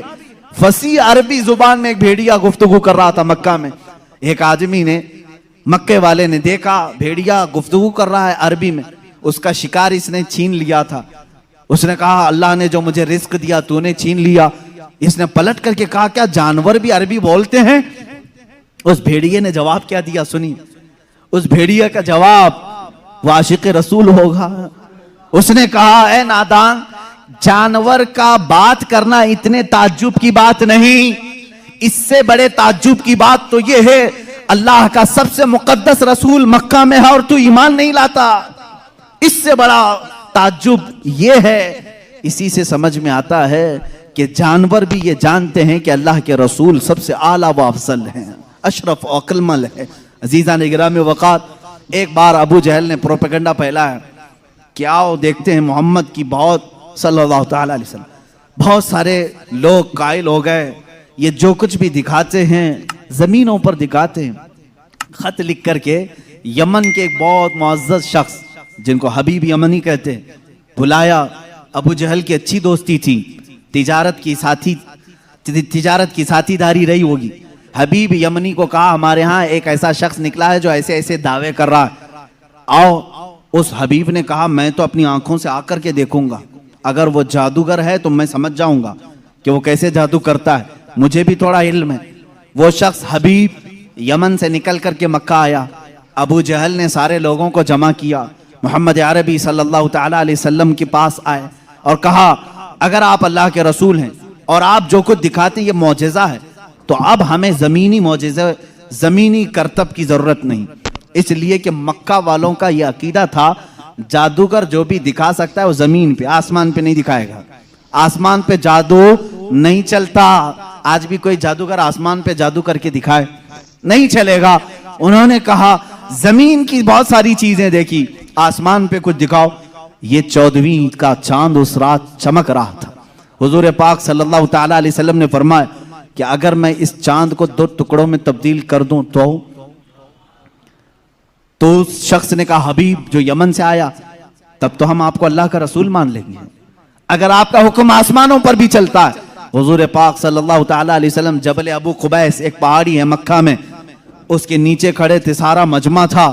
اللہ کے نبی صلی اللہ تعالی علیہ وسلم نے چاند کی طرف یوں اشارہ فرمایا، اچانک چاند شک ہوا، ایک ٹکڑا پہاڑ کے اس طرف، دوسرا ٹکڑا پہاڑ کے اس طرف نظر آ رہا تھا۔ یہ ایسا نہیں کہ کرتب دکھانے والے یوں توڑ کر یوں بٹھا دیں، اللہ کے حبیب صلی اللہ علیہ وسلم نے جو شق القمر کا معجزہ دکھایا وہ آدھی رات تک ٹکڑوں میں ہی رہا، منٹ 2 منٹ 5 منٹ نہیں، آدھی رات تک ٹکڑوں میں رہا۔ اور یہ بات صرف مکہ والوں نے نہیں، جادو ہو تو سامنے والوں کو دکھے، میاں اب تو کمال آسمان پر ہوا ہے، چاند ایک شہر میں طلوع نہیں ہوتا، پوری دنیا میں طلوع ہوتا ہے، پوری دنیا میں۔ اب میں آپ کو بتاؤں چند تاریخی باتیں۔ ہندوستان کی سرزمین پر بھی چاند کے ٹکڑے ہوتے ہوئے دیکھا تھا۔ راجہ چرمن جو کاسرگوڑ کیرلا کے رہنے والے، آج بھی اس راجہ کا فورٹ موجود ہے، وہاں سے اس نے چاند کے 2 ٹکڑے ہوئے دیکھا، اور اس نے اس رات کو نوٹ کر کے رکھ لیا کہ فلاں فلاں رات چاند کے 2 ٹکڑے ہوتے ہوئے میں نے دیکھا ہے۔ پھر جب حضرت مالک بن دینار تشریف لائے، ہندوستان آئے، اور ان کے کمالات کو دیکھ کر کے اس نے کہا ایک رہسیہ ہے، ایک معمہ ہے جو حل نہیں ہوتا، میں نے ایک رات چاند کے 2 ٹکڑے ہوتے ہوئے دیکھا ہے۔ حضرت مالک بن دینار نے کہا وہ میرے آقا کی انگلیوں کی برکت تھی۔ کہا وہ کون ہے، کہاں رہتے ہیں؟ کہا وہ مکہ مکرمہ میں ہیں۔ رسول کریم صلی اللہ تعالی علیہ وسلم کے متعلق مالک بن دینار نے جب بتایا، اس راجہ نے اسی وقت سفر کا ارادہ کیا اور اپنے کچھ ساتھیوں کے ساتھ سفر کے لیے روانہ ہوا، مکہ مکرمہ پہنچا بھی، اور اسلام کی دولت سے مشرف بھی ہوا۔ جہاں تک یہ تاریخ ملتی ہے، واپسی میں درمیانی راستے میں اس کا انتقال ہوا، اور مسقط سلالہ کے قریب غالباً جو عمان میں ایک شہر ہے، وہاں پر تدفین بھی عمل میں آئی، آج بھی مزار مبارک ہے۔ یہ تاریخ کی وہ سچائیاں میں آپ کو بتا رہا ہوں۔ صرف مکہ کے کافروں نے معجزہ شق القمر نہیں دیکھا، ہندوستان کو بھی فخر ہے اس بات پر کہ ہمارے درمیان سے بھی، اگرچہ وہ کفرستان میں رہنے والا راجہ، لیکن بعد میں اسلام میں آ کر کے اس نے ہم سب کا کفارہ ادا کیا ہے، معجزہ شق القمر کو دیکھا بھی اور انکار نہیں کیا۔ اس سے یہ معلوم ہونا چاہیے ہندوستانی وہ ہو جو میرے آقا کے معجزوں کو دیکھے تو انکار نہ کرے، بلکہ ایمان لے کر کے آئے اور صحابہ کے نقش قدم پر چلے۔ یہ حقیقی ہندی ہونے کی دلیل بھی ہے۔ جو ہندوستانی مسلمان ہے وہ حضور کے علم غیب کا انکار نہ کرے۔ صحابہ نے انکار نہیں کیا تھا، صحابہ نے نہیں کہا تھا پیٹ پیچھے کی خبر نہیں ہے۔ اگر تم ہندوستان میں رہ کر کے اس طرح کی باتیں کرتے ہو تو میں کہتا ہوں دیش دروہی تو اصل یہی ہے۔ سب سے پہلے عزیزان گرامی وقار، اب رسول کریم صلی اللہ تعالی علیہ وسلم کے معجزے شق القمر کو جو ہوتے ہوئے حبیب یمنی نے سامنے دیکھا۔ اچھا، اور ایک دوسری تاریخ، چین میں، چائنا میں آج بھی ایک جگہ ہے، ایک مسجد ہے جہاں پر عبارت تحریر لکھی ہوئی ہے۔ ہمارے پاس اس کی ایک تصویر لائی تھی، اور جن لوگوں نے وہاں وزٹ کیا ہے انہوں نے بھی بتایا کہ وہاں پر تاریخ لکھی ہوئی ہے چائنا میں کہ آج کی وہ رات ہے کہ یہاں کے علاقے والوں نے آسمان پر چاند کے 2 ٹکڑے ہوتے ہوئے دیکھا ہے۔ جبکہ چائنا میں اسلام کہاں آیا تھا؟ اس وقت کوئی اسلام اور ایمان والا نہیں تھا، اس کے باوجود لوگوں نے جو دیکھا وہ دیوار پر لکھا ہوا ہے۔ یہ تاریخ کی سچائیاں ہیں، اور اس کا انکار کفر ہے، اس لیے کہ شق القمر کا معجزہ خود قرآن بیان کر رہا ہے۔ اقتربت الساعۃ وانشق القمر، قیامت قریب آ جائے گی تو چاند پھٹ جائے گا۔ اس کی تفسیر میں فرمایا چاند خود سے نہیں، حضور پاک کی انگلیوں کے اشارے سے پھٹا ہے۔ یہ معجزہ، اور اس کے بعد حضور پاک صلی اللہ تعالی علیہ وسلم کے اس معجزے کو دیکھ کر کے حبیب یمنی نے کہا اچھا یہ تو ہم نے دیکھ لیا، لیکن اللہ کا رسول وہ ہے۔ دیکھیں اب یہ عقیدہ ہے، اصل عقیدہ۔ کافر بھی عقیدہ یہ رکھتے تھے رسول وہ ہوتا ہے جو غیب کی خبریں دیتا ہے، غیب کی خبریں دیتا۔ اس نے یہ اپنی شکایت نہیں کی، کہا میرے دل میں ایک بات ہے جو چبھ رہی ہے، کیا آپ بتا سکتے ہیں؟ کون کہا؟ حبیب یمنی نے۔ حضور پاک صلی اللہ علیہ وسلم نے فرمایا ہاں تیرے دل میں یہ بات ہے کہ تیری ایک بیٹی اپاہج ہے، لنگڑی ہے اور کمزور ہے، اور اس کے جسم میں کمزوریاں ہیں پیدائشی طور پر، تجھے ہمیشہ اس کا دکھ ستاتا ہے، کاش وہ بچی صحیح ہو جائے۔ حبیب یمنی نے کہا بالکل میرے دل کی بات آپ نے بتائی، اور کلمہ طیبہ پڑھا۔ کلمہ طیبہ نہیں پڑھا، کہا کہ میں آپ کو پھر سے ملاقات کرتا ہوں، پھر سے ملاقات کرتا ہوں۔ ابو جہل بہت بہکانے کی کوشش کرتا رہا، حبیب جو ہے یمن کے سفر پر چلا گیا، واپس گیا، اسی شش و پنج میں تھا کہ آخر کوئی شخص میرے گھر کی بات کیسے بتا سکتا ہے؟ محمد صلی اللہ تعالی علیہ وسلم یمن کبھی ادھر آئے نہیں، میرے گھر میں معذور لڑکی انہیں کیسے پتا؟ وہ یمن اسی شش و پنج میں گھر آیا، دروازہ کھولا تو دیکھا اس کی بیٹی بھلی چنگی چلتی ہوئی آ رہی اور کیا کہہ رہی ہے؟ لا الہ الا اللہ محمد الرسول اللہ۔ حبیب گھبرا گیا، کہا اے خاتون، اے میری بیٹی، یہ تو بھلی چنگی کیسے ہو گئی اور تیری زبان پر یہ کلمہ کیسے آیا؟ وہ کہتی ہے آج سے چند روز قبل میں رات کے وقت آرام کر رہی تھی بستر پر، درد شدت کا تھا، اسی اسنا میں نے گھر کے دیوار پر، گھر کے دروازے سے ایک نورانی شکل کے بزرگ کو آتے ہوئے دیکھا۔ کہا وہ کیسے تھے؟ کہا ان کی آنکھیں ایسی تھی گلابی رنگت والے چہرے کے جن کی بھویں ملی ہوئی تھی، زلفیں کندھوں تک لٹک رہی تھی، امامے کا شملہ اس طرح تھا، پورا حلیہ میرے آقا کا وہ بتانے لگی۔ کہا انہوں نے آ کر کے مجھ پر دم کیا اور میرا جسم صحیح سلامت ہو گیا، اور انہوں نے کہا اے بچی تو یہ کلمہ کیوں نہیں پڑھتی؟ عنقریب تیرا باپ بھی پڑھے گا۔ میں نے کلمہ پڑھ لیا۔ وہ کہتا ہے حبیب یمنی، اے خاتون تم مجھ سے پہلے پہنچ گئی، اب میں گھر میں نہیں واپس مکہ جاتا ہوں۔ واپس آیا اور دار اسلام میں داخل ہوا۔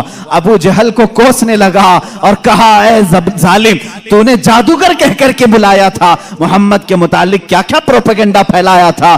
اور ابو جہل سے کہا بات تو اچھی ہی ہے تیری، تو نے جادو دکھانے کے لیے بلایا تھا، لیکن میں تو ایمان کا سرشتکار ہو گیا، میں ایمان کے پیکر میں ڈھل گیا۔ اللہ کا احسان ہے میرے عزیزو، یہ میرے آقا صلی اللہ تعالیٰ علیہ وسلم کا ایک معجزہ دکھانے کے لیے لوگوں نے کہا 3 معجزے اس وقت دکھائے، چاند کے ٹکڑے بھی کیے، اس کی بیٹی کے گھر میں اس کو صحت بھی دیا، اور پھر اس کو ایمان کی دولت سے بھی نوازا۔ عزیزان گرامی، حضور اکرم صلی اللہ تعالیٰ علیہ وسلم کے جو کمالات اور معجزات علم غیب سے متعلق ہیں وہ تو ایک الگ ٹاپک ہے۔ میرے آقا کیا کیا جانتے تھے، کیا کیا نہیں جانتے تھے، یہ ہم سب کو کہنا ہی نہیں چاہیے۔ پہلی بات، تم ہوتے کون ہو حضور کا علم ناپنے والے؟ تم یہ کہو کہ حضور کو یہ نہیں معلوم تھا، یہ نہیں معلوم تھا، یہ نہیں معلوم تھا، تجھے کیا کیا معلوم ہے؟ اللہ کے حبیب صلی اللہ تعالیٰ علیہ وسلم کے متعلق بعض لوگ کہتے ہیں حضور یہ نہیں جانتے تھے، حضور یہ نہیں جانتے تھے۔ ظالموں، ذرا اپنے علم کی خیر مناؤ، اپنے ایمان کی خیر مناؤ کہ اللہ کے نبی صلی اللہ علیہ وسلم کو قرآن کہہ رہا ہے وَعَلَّمَكَ مَا لَمْ تَكُنْ تَعْلَمْ، اے رسول ہم نے آپ کو وہ سب سکھا دیا جو آپ نہیں جانتے تھے۔ اب اللہ نے کیا کیا سکھایا پہلے اللہ سے پوچھ کے آؤ، اے رب تو اپنے نبی کو کیا کیا سکھایا ہے؟ اللہ رب العزت جانے اور اس کا رسول جانے کہ وہ کیا سکھایا اور انہوں نے کیا سیکھا ہے۔ بہرحال حضور اکرم صلی اللہ تعالیٰ علیہ وسلم کا ایک اور معجزہ میں عرض کروں، اس کے بعد میں اپنی گفتگو کو سمیٹتا ہوں۔ چاند کا شق ہونے کا معجزہ، دنیا میں 2 بڑی چیزیں ہیں جو طاقتور، ایک چاند اور ایک سورج۔ چاند تک پہنچنے کے دعوے تو کیے ناسا والوں نے، اور سورج پر پہنچنے کی کوشش کر رہے ہیں لیکن جل رہے ہیں، پریشان ہو رہے ہیں۔ لیکن ظاہر سی بات ہے اس کا جو والٹ ہے وہ تو تم جلا دے گا۔ ابھی پہنچے نہیں ہیں، چاند میں پہنچے تھے یا پھر فلم یہیں سے بنائے تھے، اس پر بھی بہت سارے ڈیبیٹ چل رہے ہیں۔ بہت سارے لوگ انہی کے لوگ مانتے بھی نہیں، چاند پر تم گئے نہیں تھے، فلاں اسٹوڈیو میں کھڑے ہو کر کے سب فوٹو بنا کر کے لائے ہو۔ آج میری گفتگو کا یہ حاصل نہیں ہے، آج میرا وہ ٹاپک نہیں ہے، وہ پہنچے تھے کہ نہیں پہنچے تھے اس سے میرے ایمان کا تعلق بھی نہیں۔ ہاں ہم کو اتنا معلوم ہے کہ میرے آقا صلی اللہ علیہ وسلم مکہ کی زمین پر کھڑے ہو کر کے بھی اشارہ کر دیں تو چاند ٹکڑے ہو جائے۔ اور سائنسدانوں نے جو تحقیق کی ہے چاند کے متعلق، انگلینڈ کا ایک سائنٹسٹ ہے، اس نے کہا ہے چاند کے متعلق جو ہمارے پاس فوٹیج آئے ہیں، بہرحال یا جو کچھ بھی، اس سے ایسا لگتا ہے کہ کسی زمانے میں اس میں دراڑ پڑی تھی، اس میں کبھی دراڑ پڑی تھی، کبھی یہ ٹوٹا تھا، ان کو معلوم نہیں توڑا کس نے تھا۔ بہرحال وہ بھی میرا ٹاپک نہیں ہے، آج سائنس اور سائنٹسٹ یہ بھی ہمارا ٹاپک نہیں، لیکن جب بات آئے گی انشاءاللہ عرض کریں گے۔ اب سورج کی طرف چلتے ہیں۔ بات یہ تھی مولا علی کرم اللہ وجہہ الکریم رسول کریم صلی اللہ تعالیٰ علیہ وسلم کے ساتھ ایک مقام پر آرام فرما رہے تھے جس کو صحبہ کا مقام بتایا گیا ہے۔ امام جلال الدین سیوطی رحمۃ اللہ تعالیٰ علیہ نے بھی اس حدیث کو نقل فرمایا، فرماتے ہیں حضور پاک صلی اللہ تعالیٰ علیہ وسلم نے عصر کی نماز ادا کی اور حضرت علی کو کہا بیٹھ جاؤ، اور ان کی گود میں اپنا سر مبارک رکھا اور سو گئے۔ اللہ کے حبیب جب آرام فرماتے صحابہ بہت خاموش ہو جاتے۔ حضرت علی نے یہ کہا بھی نہیں کہ میری نماز ابھی ہوئی نہیں، اللہ کے نبی آرام فرما رہے تھے، حضرت علی انتظار میں رہ گئے، کیا آپ بیدار ہوں گے تو اٹھوں گا عصر پڑھ لوں گا، لیکن اسی انتظار میں سورج غروب ہو گیا۔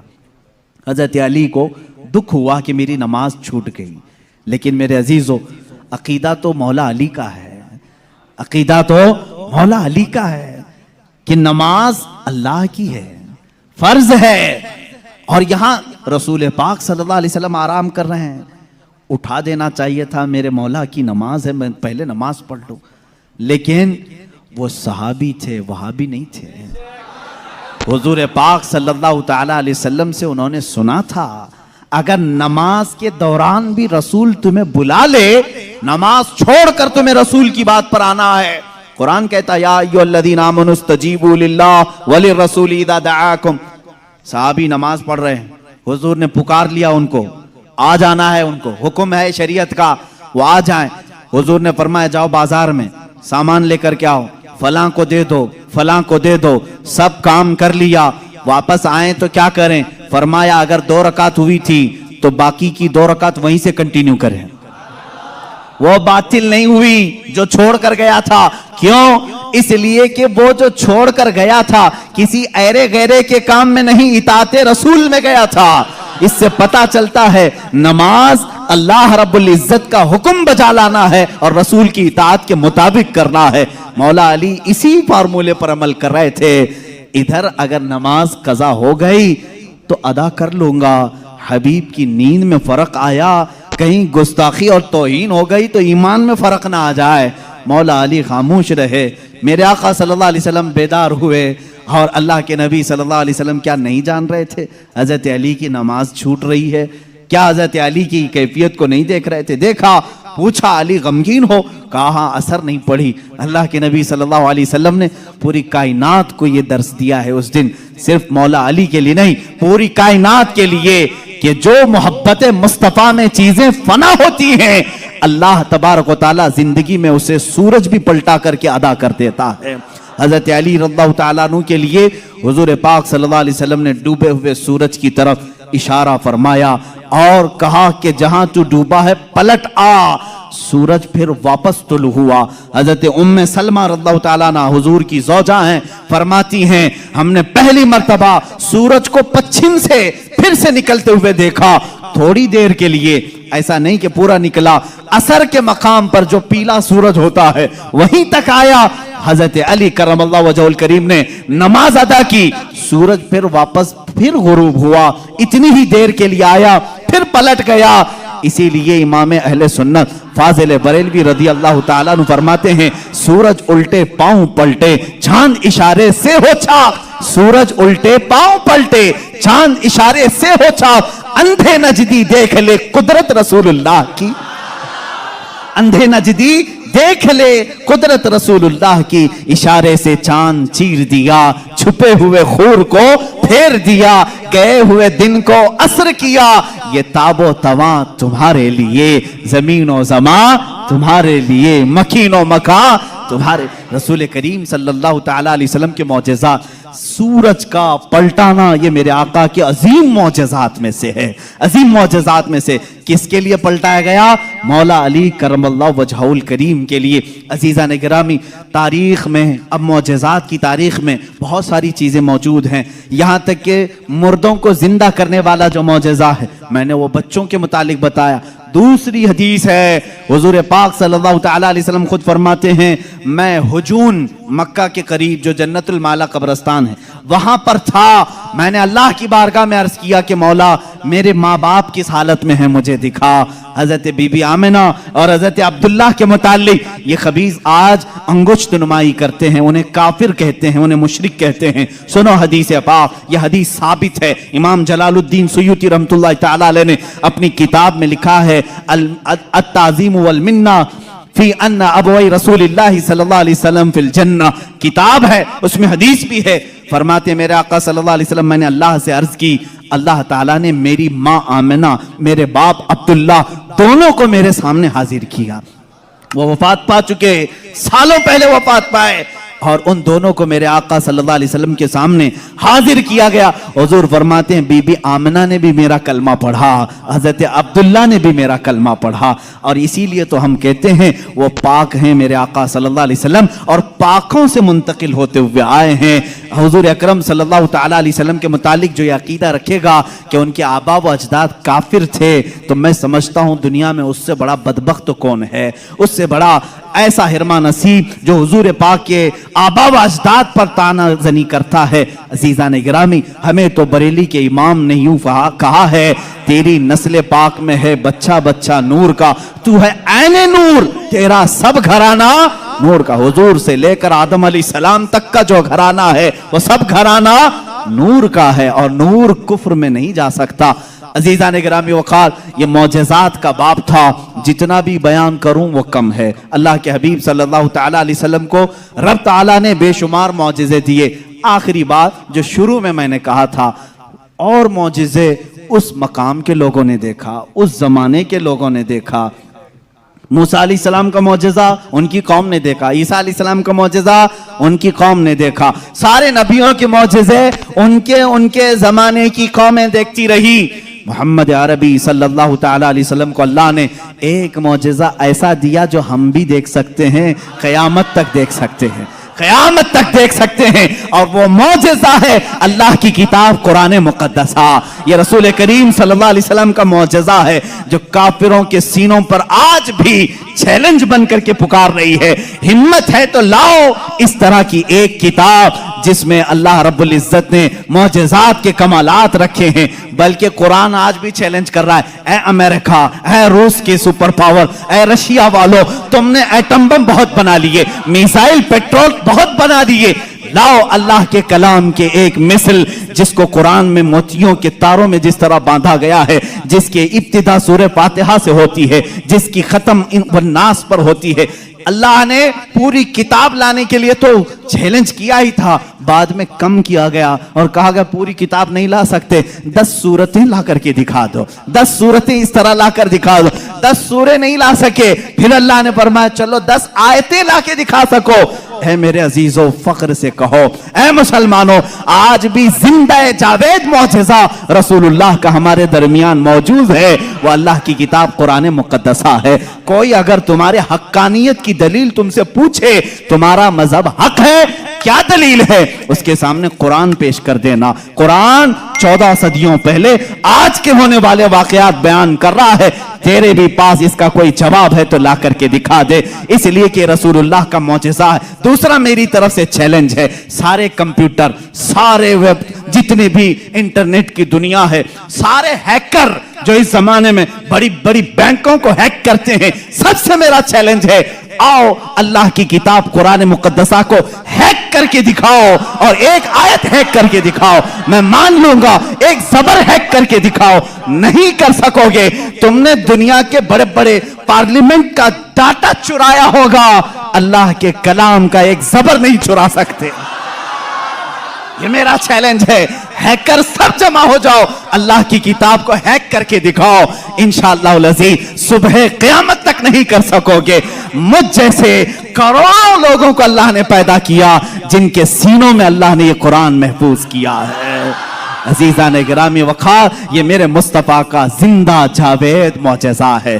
اس کو سینے سے لگاؤ, اس کو پڑھو بھی, اس پر عمل بھی کرو. مولا ہمیں دنیا میں قرآن کے ساتھ رکھے اور صاحب قرآن کی محبت کے ساتھ رکھے. جب قبر میں جائیں تو مولا ہمیں قرآن کے ساتھ قبر میں لے جائے اور صاحب قرآن کی زیارت نصیب کرے. جب حشر میں مولا ہمیں اٹھائے تو قرآن کے ساتھ اٹھائے اور صاحب قرآن تاجدار مدینہ کی شفاعت نصیب فرمائے. وآخر دعوانا الحمدللہ. مصطفیٰ جانے رحمت پہ لاکھوں سلام, شمع بز میں ہدایت پہ لاکھوں سلام, شمع بز میں ہدایت کو سلام. شہریار ارم تاجدار حرم, شہریار ارم تاجدار حرم, شفاعت پہ لاکھوں سلام نوبہار شفاعت پہ لاکھوں سلام کتنے مہکے ہوئے ہیں مدینے کے پھول کتنے مہکے ہوئے ہیں مدینے کے پھول کربلا تیری قسمت پہ لاکھوں سلام کربلا تیری قسمت پہ لاکھوں سلام غوث اعظم امام التقیٰ والنقیٰ غوث اعظم امام التقیٰ جلوہ شان قدرت پہ لاکھوں سلام جلوہ شان قدرت پہ لاکھوں سلام خواجہ خواجگاں شاہ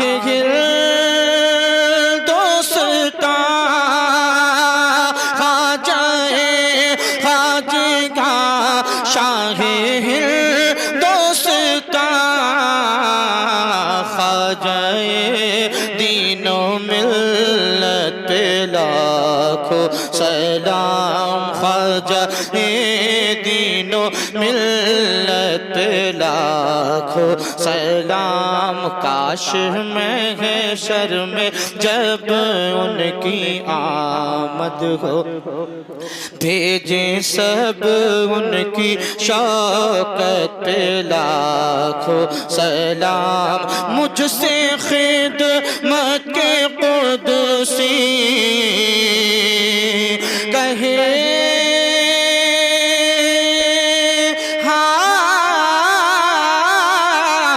رضا مجھ سے خدمت کے قدسی کہے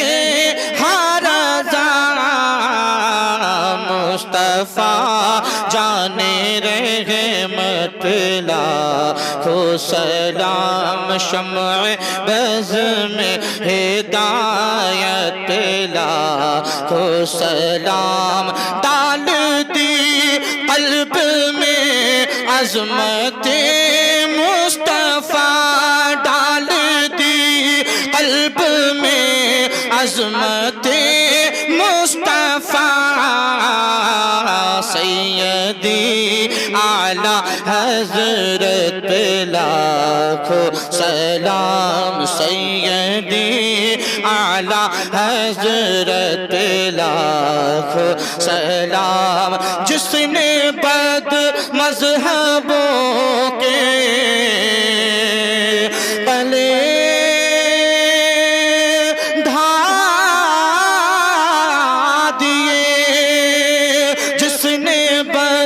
مذہبوں کے قلعے ڈھا دیے ہمت اعلیٰ حضرت پہ لاکھوں سلام ہمت اعلیٰ حضرت پہ لاکھوں سلام مصطفیٰ جانے رحمت پہ لاکھوں سلام شمع بز میں ہدایت پہ لاکھوں سلام الصلاۃ والسلام علیکم صلی اللہ علیہ وسلم